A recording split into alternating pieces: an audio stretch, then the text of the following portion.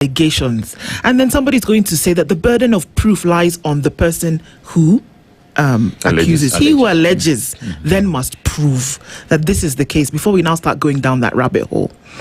But I would fashion a thought around, there seem to be a myriad of issues that the country ought to be focusing on, rather than whether Uhuru Kenyatta opened his mouth about a particular faction out of a particular party or anything like that. Should our focus really be on whether Uhuru Kenyatta sent 1 million shillings somewhere for a political rally, or if the economy of the country is tanking, or if what is going to happen, for example, if the IEBC is not able to pay Smartmatic 500 million shillings. Do you see what I'm saying? Why are we focusing on something for which the opinions of Kenyans really, for them, does not matter right now? Should that energy not be placed somewhere else? Let me refer to the motion by Cherargei. Yep. What is that motion intended to achieve? If you are a student of political science, you would argue that that motion is diversionary. Is not only diversionary, but also intended to provoke. Absolutely. The government of the day has not commented on it. They have not given it thought.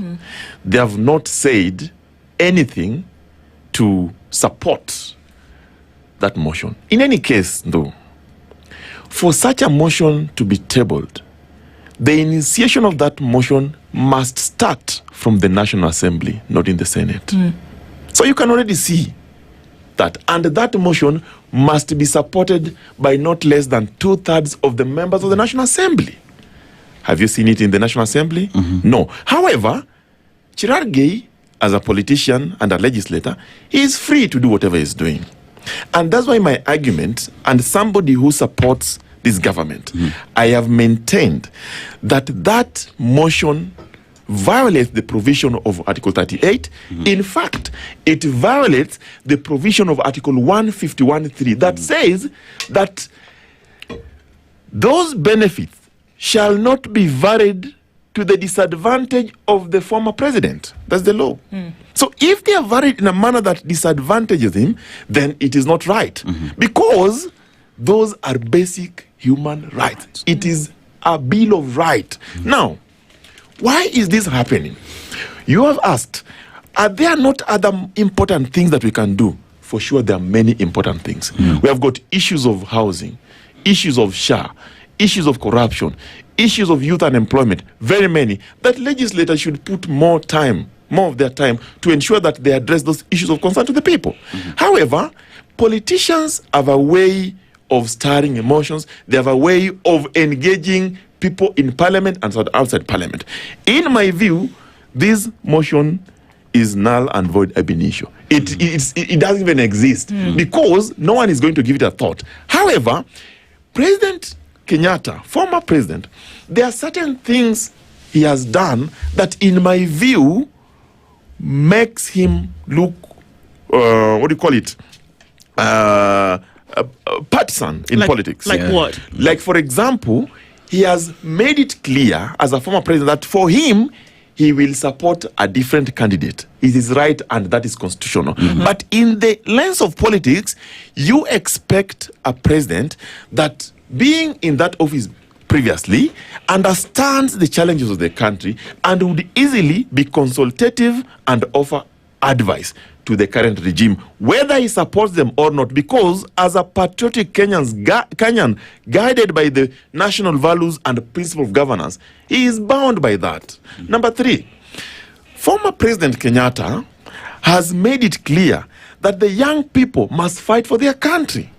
It has been perceived to be incited by certain politicians. Perception is not always. I am just saying what has happened. I'm submitting that it has been perceived to be insightful.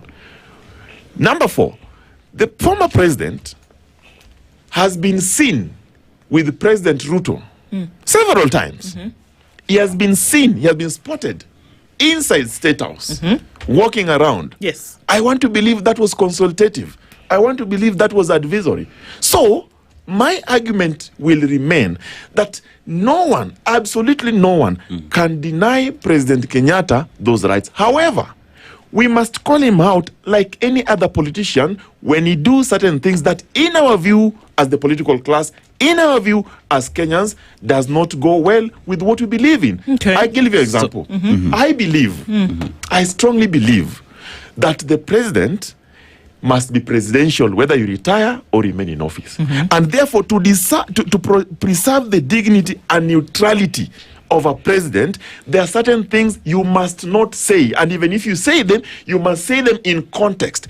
If I was President Kenyatta or former president, I would say some of these things in my Jubilee meeting, in my Jubilee boardroom. When I get out there, I will play politics of unity, politics of advancing development, not politics of confrontation. Because as a former president, when you play politics of confrontation and you are seen to be not neutral in terms of developmental thought, then people will start perceiving you or alleging that you are funding factions of political formations to the disadvantage of the current president. Okay. That is what we have seen. Okang'o asks the question.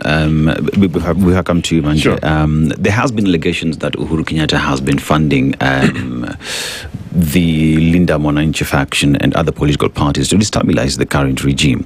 And one asks the question, even if this is what is being said, it has to be backed by some sort of evidence. Why do I say that? Because the government of Kenya today has access to each and every single person's way of moving money. The government of Kenya can investigate and give us evidence as to why they are saying this.